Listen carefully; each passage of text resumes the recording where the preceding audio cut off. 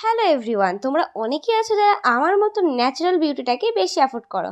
তো এই গরমে নিজের ন্যাচারাল স্কিনটার কি করে যত্ন করি, চলো আজকে সেটাই তোমাদের শেয়ার করি।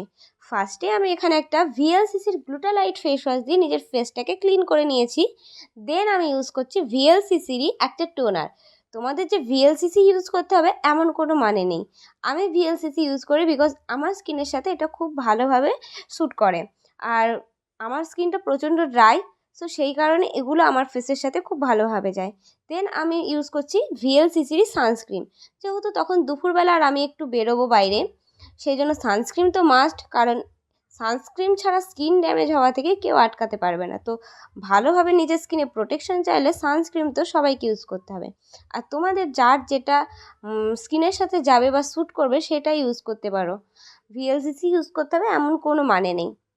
তো দেখো এখানে আমার স্কিন প্রিপারেশনটা ডান। দেন আমি একটা জাস্ট লিপস্টিক লাগিয়ে রেডি হয়ে নিয়েছি বেরোনোর জন্য। জাস্ট নর্মালি একটু বাইরে যাচ্ছিলাম, তাই বেশি কিছু করিনি, জাস্ট এই স্কিন প্রিপারেশনটাই আমার ফেসের জন্য যথেষ্ট। তো টাটা। তোমরা এইভাবে নিজেদের স্কিন কেয়ারটা করতে পারো যাতে তোমাদের ন্যাচারাল বিউটিটা ধরে রাখতে সাহায্য হয়।